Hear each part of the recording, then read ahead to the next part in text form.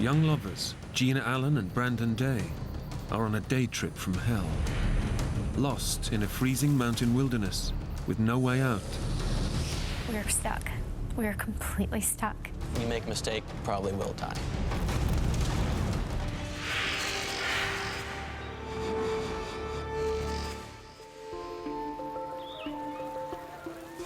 No, Mom, of course, I will. We met in the spring of 2006. Within a couple of weeks, went on our first date. And a few days later, he asked me to go with him to California. I had qualified to go to a national sales convention. I'm a financial advisor. I was allowed to bring a guest with me and thought it'd be a really good time and invited her out with me. At the end of the convention, Brandon and Gina head out on a day trip to a nearby beauty spot. The couple dress light. I'm gonna leave my purse here so maybe you could take these for me. His pockets full, Brandon leaves his mobile behind. We were only going to be gone a couple hours, or I guess so we thought. Among the most rugged wilderness regions in the US, Mount San Jacinto is the second highest peak in Southern California. With no access road, the only way up or down is by cable car. And while temperatures can hit the 80s and 90s on the desert floor during May, the summit is still dusted with snow. It was totally perfect. And I guess you just think, you don't have a care in the world at that point. What? What is it? You hear that? Sounds like a waterfall. Unused to this kind of environment, the city dwellers from Dallas, Texas, don't realize that the mountain is playing acoustic tricks on them.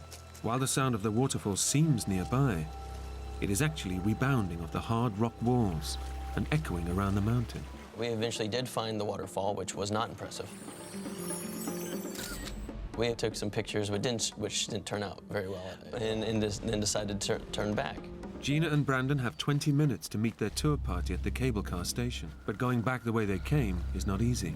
We could hear voices, but we couldn't really match up with them. Meanwhile, the rest of the tour party has descended without Brandon and Gina.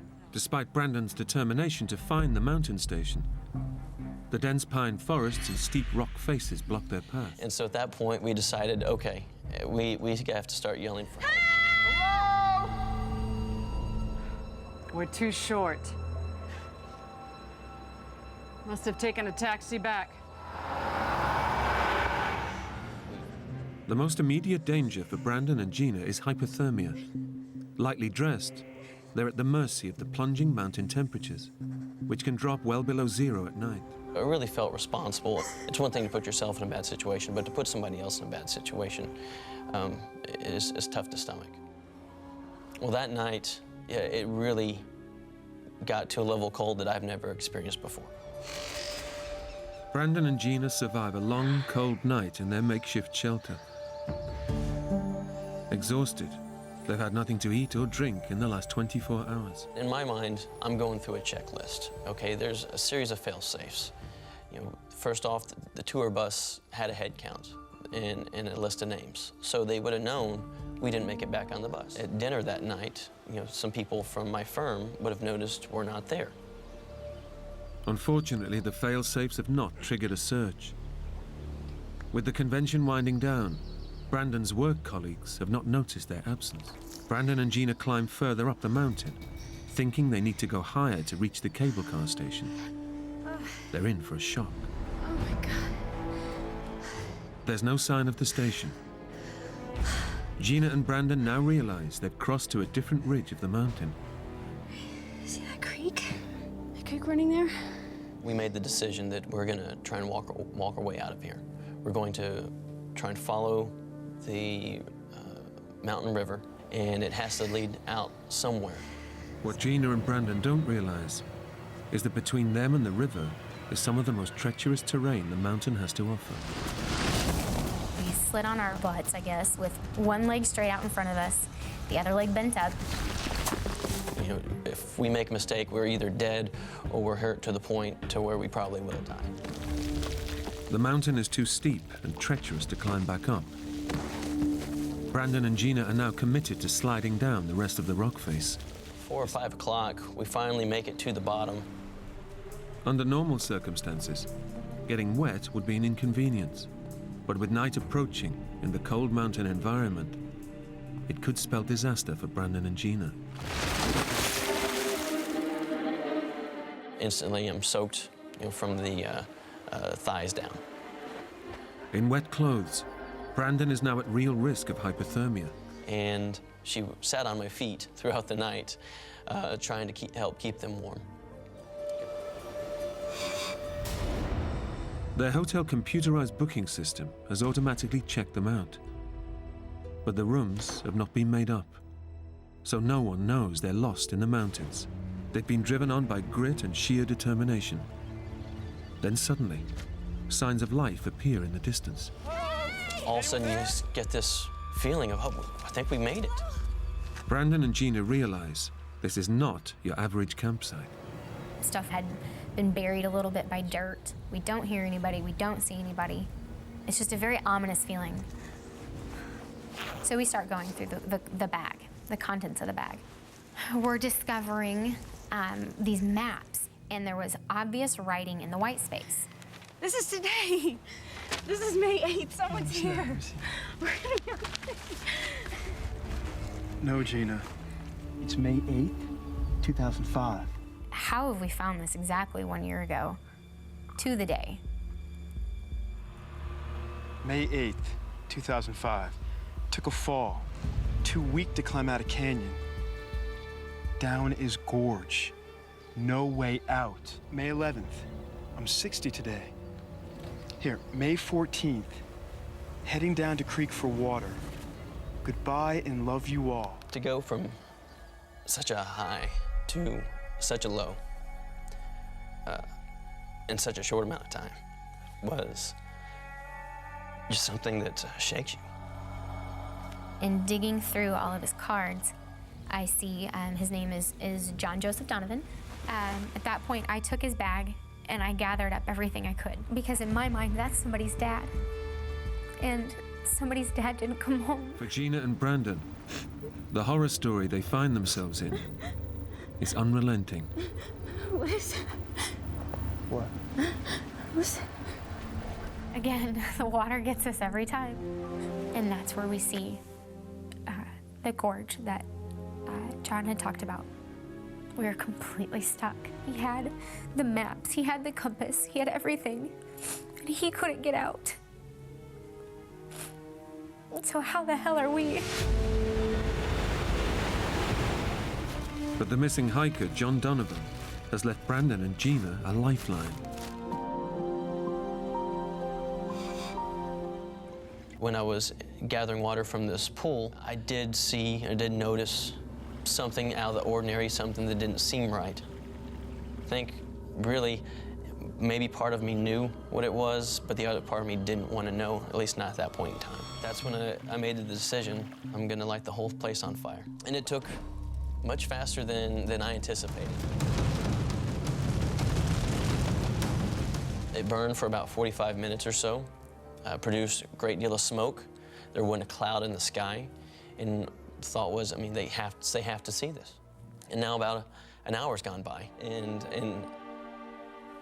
it was the most beautiful sound we'd ever heard, because coming up from the valley floor is that sound of a helicopter. I think we both would have cried if we had tears, but we're both so dehydrated, we didn't have enough moisture in our body to come up with tears. But, you know,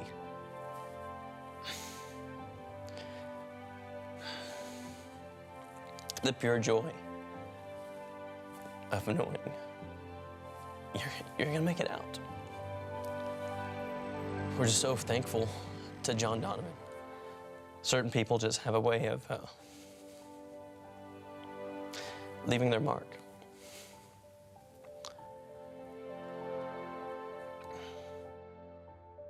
John Donovan's remains were recovered 3 weeks later. The Navy veteran was buried with full military honors. Gina and Brandon stayed together for 2 years after the ordeal, and then separated. This dog was on a mission, so it's almost as he as if it ran around to say, hey, look at me, look at me. I'm gonna get everybody's attention. Now I'll show you where she's at.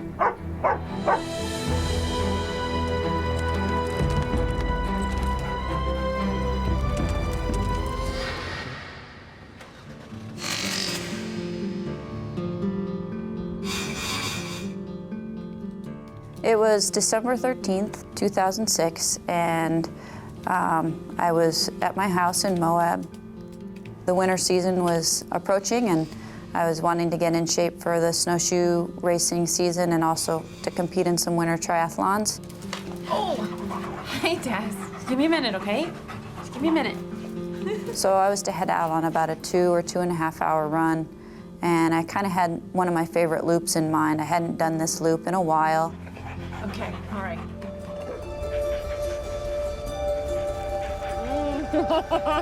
One of the world's premier extreme sports athletes, Donnell is known for staggering feats of endurance in adventure racing. Single and living alone, her constant companion is her dog, Taz. I got Taz from a puppy rescue. I remember going to the shelter and there were several puppies there. This one puppy sort of stood out.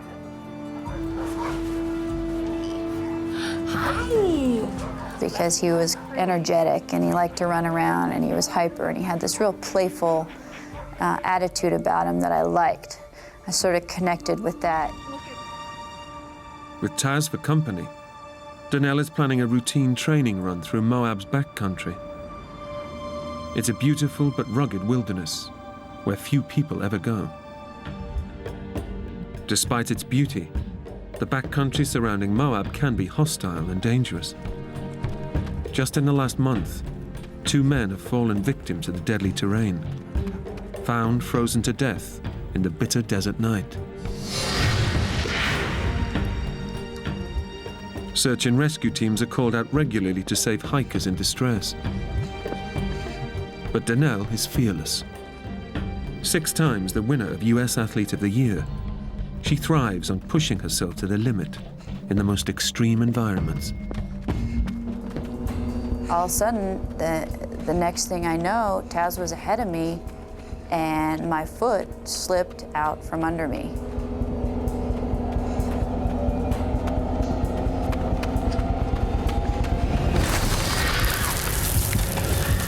I almost immediately knew that I was in trouble because I couldn't stop. And I was moving fast at that point. And then the last 20 feet were an overhang. Free fall. I definitely had time to see my life kind of spin through my head and think about maybe I wasn't going to see another day. And then boom.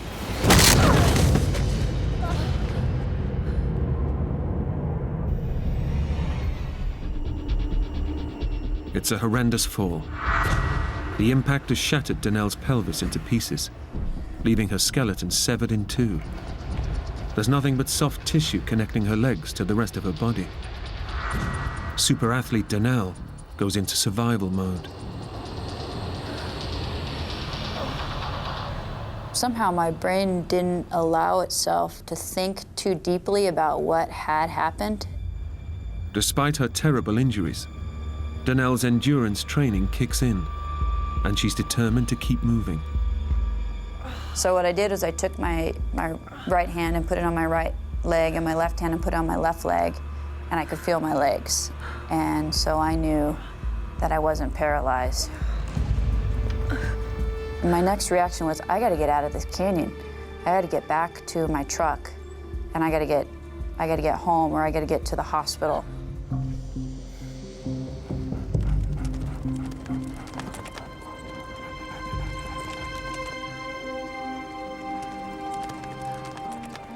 Taz comes to Donnell's rescue.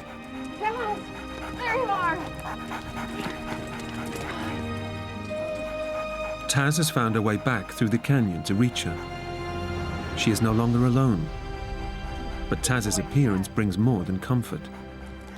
Since he had gotten to where I landed, I knew that there was a route out. So I used him as my guide and kind of dragged myself where he went along the shelf and then back down to the bottom of the canyon.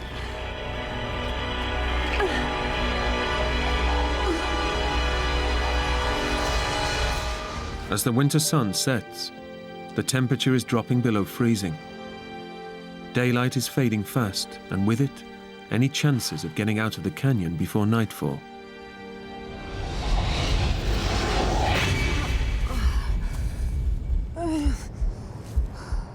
Despite Danelle's superhuman efforts, she's far from safety.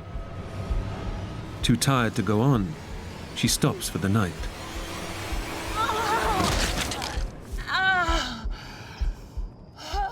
But she knows that this desert has a habit of claiming victims in the hours of darkness.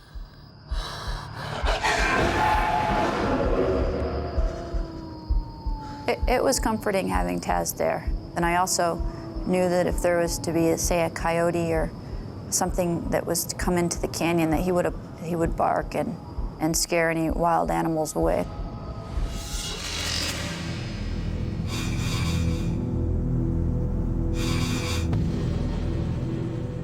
When most people would probably have given up, Danelle has made it through the night by doing sit-ups. In the morning, she has no time to rest.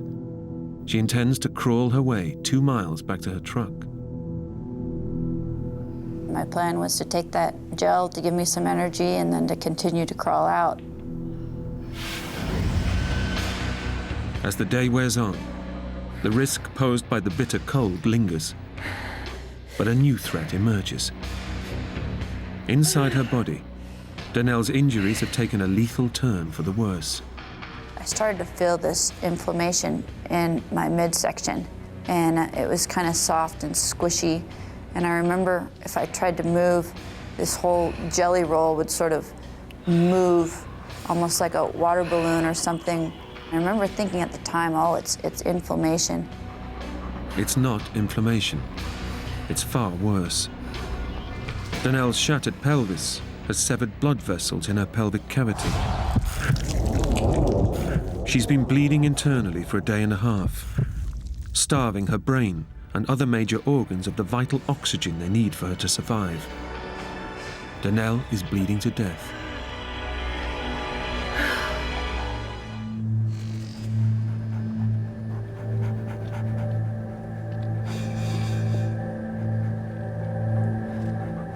Thanks to her endurance training and extraordinary willpower, Danelle has survived a second night in the freezing winter desert, where most people wouldn't have survived one.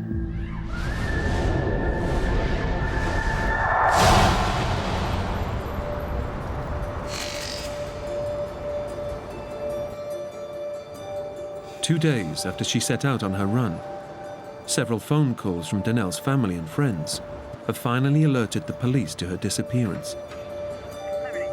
Morning, Frank. What do you got there? I got a possible missing persons call yesterday. I went out to the house this morning to check it out. Lights are on, laptops on, truck's gone.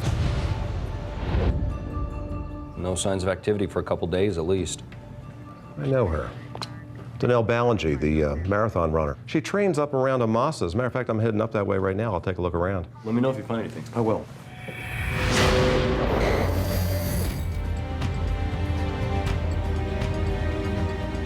Local detective Craig Shumway knows that Danelle often trains in the Amasa back area, north of Moab. He's hoping his hunch pays off.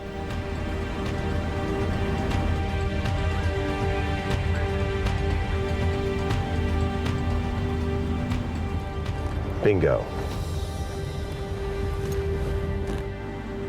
Now a search and rescue operation can be launched, but it may already be too late for Danelle. Taz.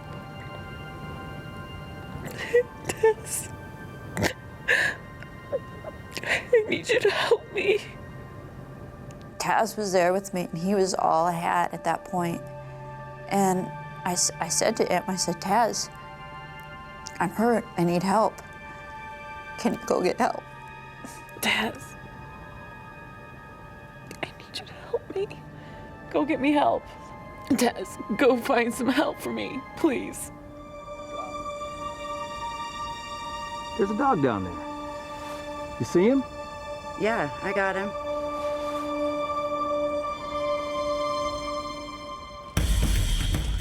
Taz has found his way out of the canyon and is heading towards the search party. But as he races towards them, John fears the worst. As the rest of the search party arrives, Taz reaches the top of the canyon. But he doesn't stop, and his behavior is bewildering. This dog was on a mission, so it's almost as if it ran around and say, hey, look at me, I'm gonna get everybody's attention. Now I'll show you where she's at.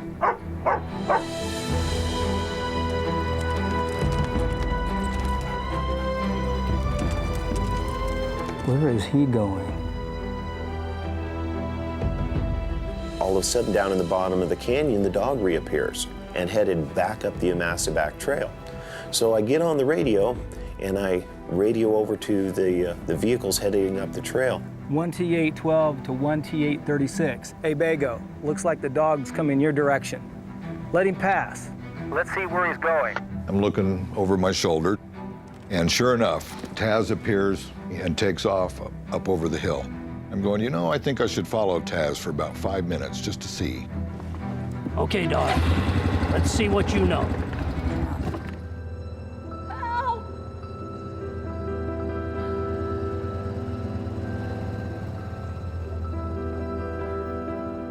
I wasn't hopeful because I'd been screaming help for 50 some hours straight, and nobody had come to help me.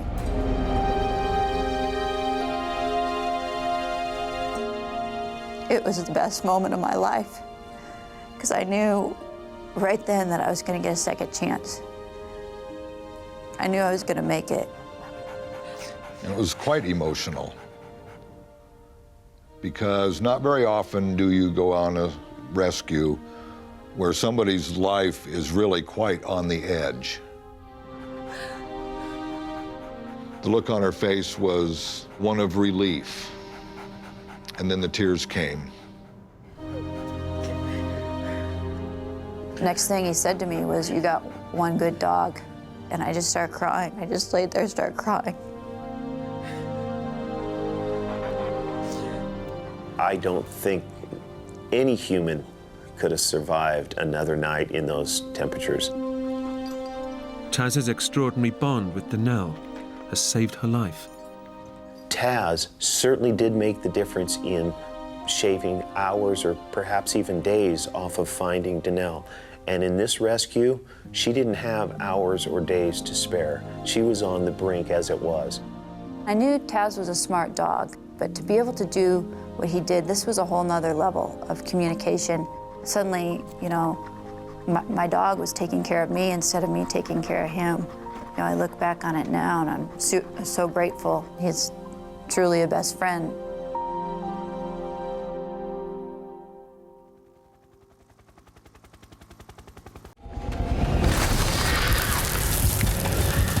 I almost immediately knew that I was in trouble because I couldn't stop. And I was moving fast at that point.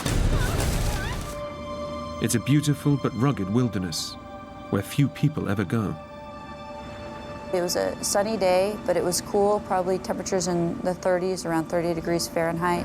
I had my kayak on top of my truck, hopefully planning on going kayaking later that afternoon. I didn't see any bikers or hikers out, just myself and Taz. Come on, Taz. I brought my water bottle. At the last minute, I thought, well, I'll grab this little waist pack so I don't have to carry the water bottle in my hand.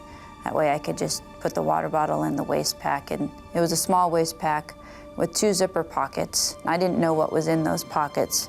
I just grabbed it, and whatever was in there from my previous run was in my waist pack.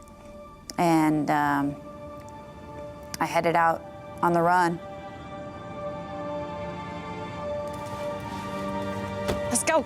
I had absolutely no idea that my life was going to completely change that day. Come on, boy. Despite its beauty, the backcountry surrounding Moab can be hostile and dangerous.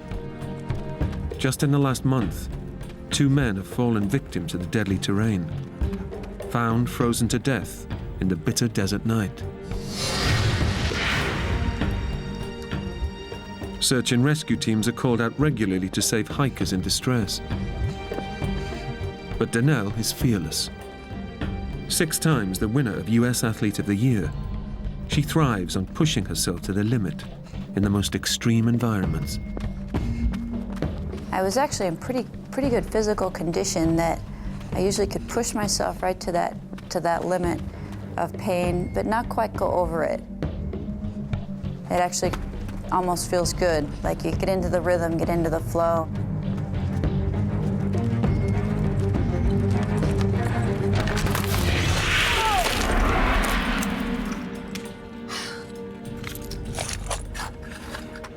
Out for that. Danelle's training route is not marked on any map. And with every step, she's heading further into uncharted territory. All of a sudden, the next thing I know, Taz was ahead of me, and my foot slipped out from under me.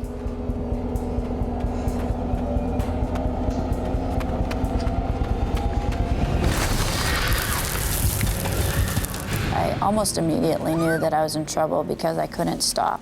And I was moving fast at that point. And then the last 20 feet were an overhang. Free fall. I definitely had time to see my life kind of spin through my head and think about maybe I wasn't going to see another day. And then boom.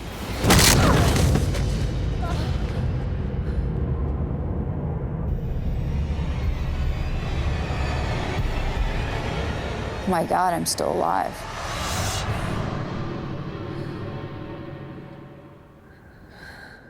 I didn't know what I had done to myself, but I knew I had hurt myself pretty bad.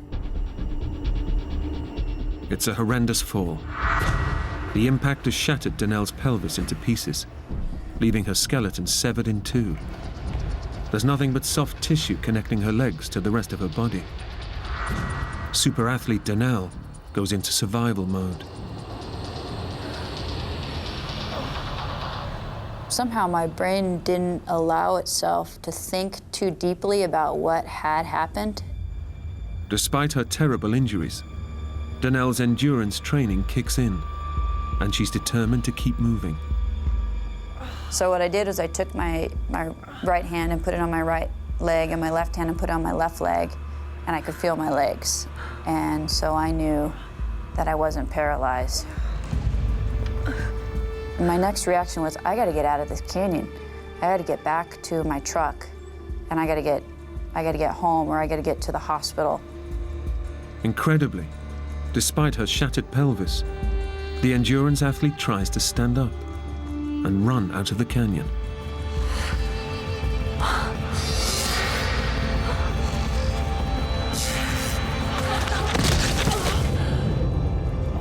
But with her skeleton effectively in 2, Danelle's legs cannot support her body.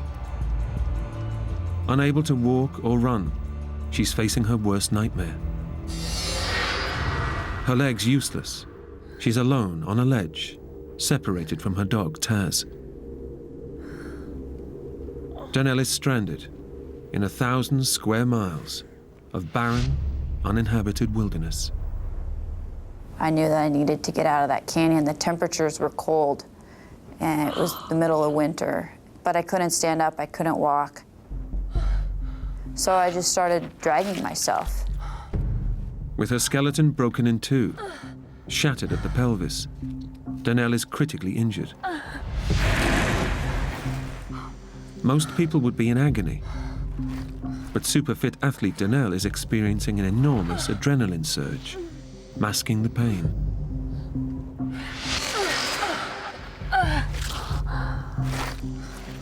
But the problem for Danelle now is which direction to go. She's no idea if there's a safe way down from the ledge.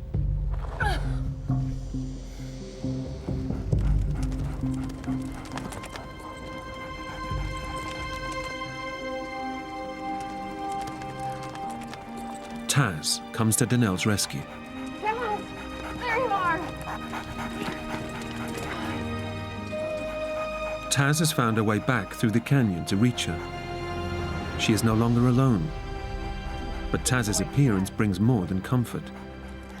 Since he had gotten to where I landed, I knew that there was a route out. So I used him as my guide and kind of dragged myself where he went, along the shelf and then back down to the bottom of the canyon.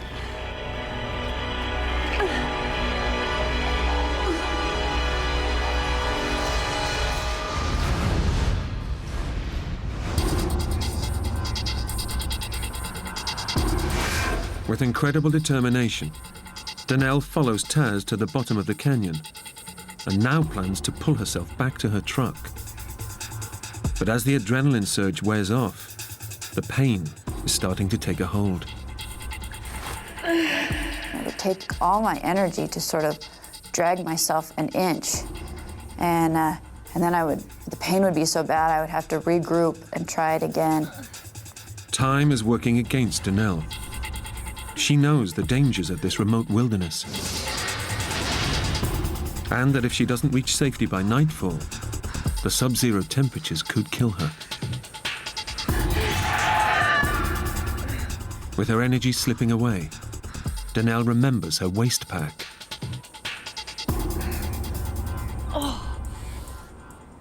I didn't know what was in that waist pack because I didn't check before I left.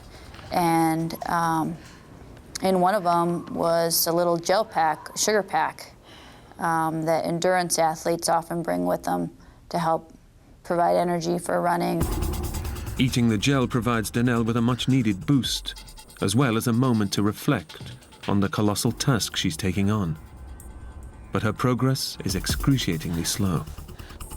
At one point, I looked back at my tracks, and I could just see where I dragged myself through this canyon. It took me probably 2.5 hours just to get to the bottom, dragging myself inch by inch. The canyon that took me maybe 2 or 3 minutes to walk up. The only comfort Danelle has is her dog's constant companionship. Taz was with me this whole time. I think he probably realized that I was injured.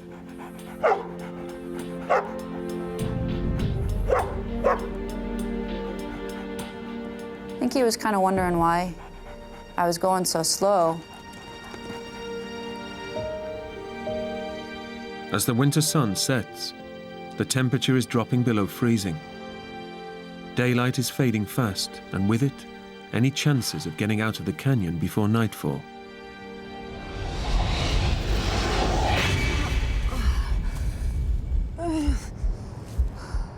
Despite Danelle's superhuman efforts, she's far from safety. You're in the hands of the ocean, and you can't do anything about it. It's either you're gonna suck it up, and you're gonna try to survive and hang in there, or you're gonna give up and you're gonna die.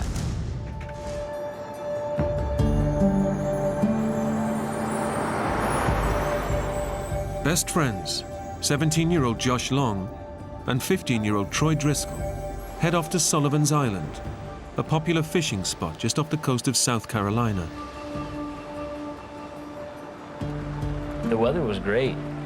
The part of the beach that we put in was actually very calm.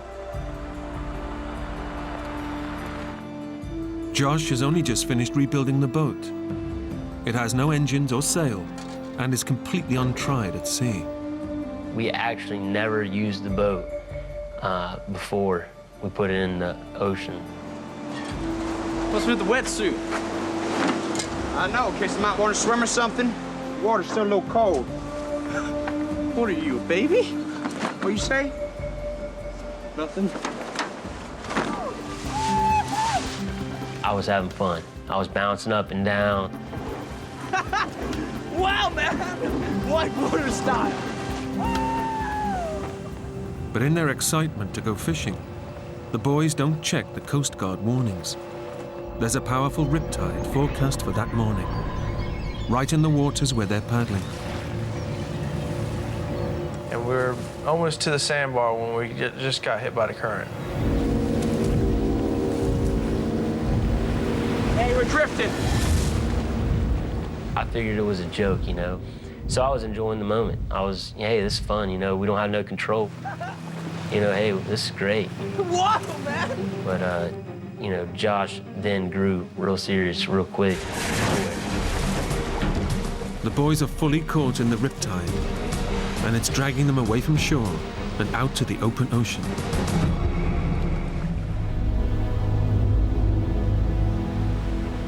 The first night was filled with a lot of emotion. Our mood, you know, went from being, okay, we're gonna get rescued to, okay, you know, why are we still here? There should have been a boat, there should have been a helicopter, you know, what's going on?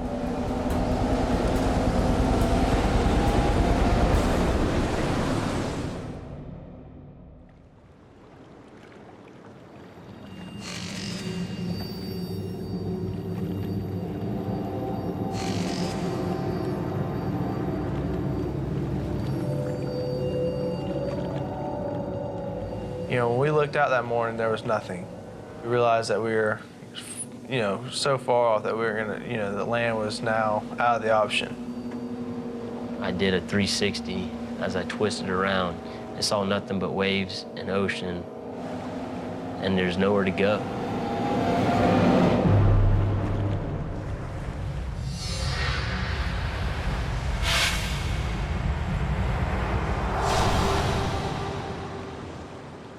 Out at sea, Josh and Troy are battling the elements. They've drunk no water for over 24 hours. So thirsty. And are experiencing severe dehydration. Their bodies have lost over 3 pints of fluid, causing muscle cramps, headaches, and extreme disorientation. They're desperate for something to drink. Very hot. I mean, there's pretty much no clouds in the sky. As the day progressed on and it got hotter, the water was very clear. Our mouths became drier and we were just thirsty. So it was almost tempting to drink. The boys wake on their third morning with a sense of despair. Then, on the horizon, a ray of hope finally appears. Hey! Hey! Help! Help us! Please! Please help us! It looked like a matchbox boat, you know, so little.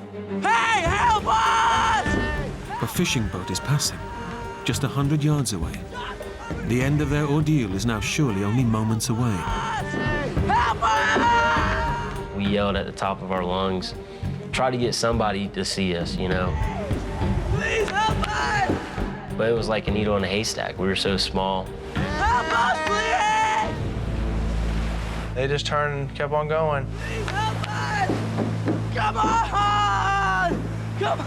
Why don't they see us? It was good to see something else, but you know, they didn't stop. So you know, we lost a lot of hope. The boys begin to realize how unlikely it is that they will be spotted in the vast ocean. We knew that there was no way they're going to find us because the ocean's so big. And if they hadn't found us yet, they weren't going to find us. And how helpless their situation now is. You're in the hands of the ocean, and you can't do anything about it. It's either you're going to suck it up, and you're going to try to survive and hang in there, or you're going to give up and you're going to die.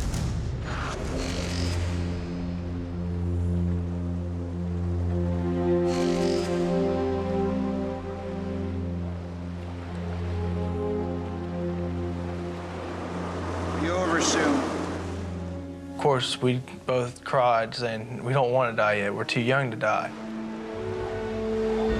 You know you're dying, but you're dying slowly, and it's painful, and it's long, and every second that you're alive, you're dying at the same time.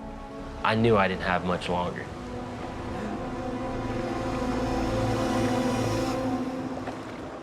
In fact, their dehydration is now so advanced that they literally have only a few more hours left to live.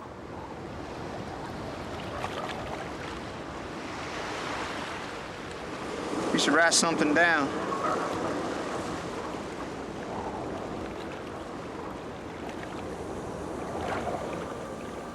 Summoning the last of their energy, the boys scratch out their final goodbyes to the families they're leaving behind.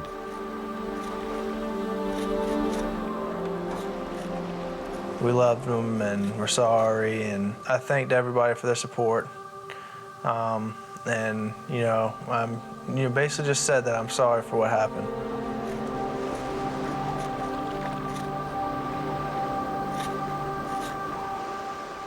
I remember writing to my mom and my dad, specifically saying, thanks for everything you've done for me. Thanks for teaching me what you've taught me.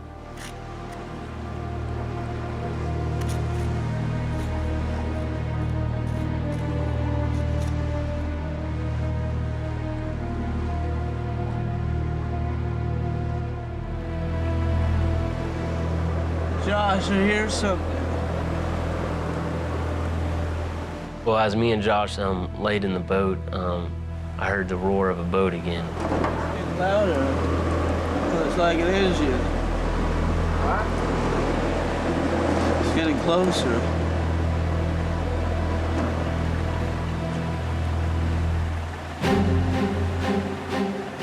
I see this huge fishing boat coming straight at us. So at that time, I jerked Josh. I was like, you gotta get up. Josh, help us! Hey, help me! Help us! Please, help us!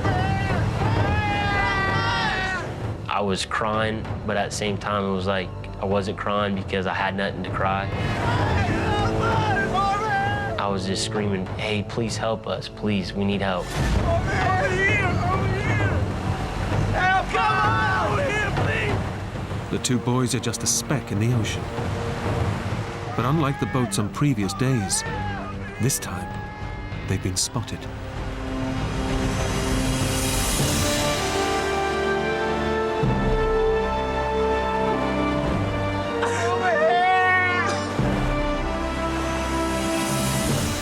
So basically, we knew they saw us. We kind of just started, basically just gave each other a huge hug, and we're like, this is a miracle, I can't believe we're actually getting saved.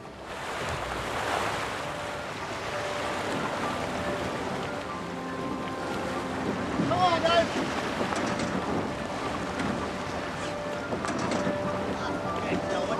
One at a time. The captain reached over and, pulled me up because I barely had any energy to get up. And, I flopped on the deck. Need some water! Get you up here. You okay? You okay?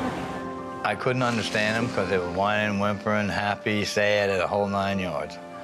But one of the first things that Troy said to me, he asked me if I believe in God. And I said, well, yeah, I guess I do now. Because miracles happen. Some water, thank you, man. Thank you. Got you, man. You're safe now. You're safe. You are so lucky. Yeah. Better now, huh?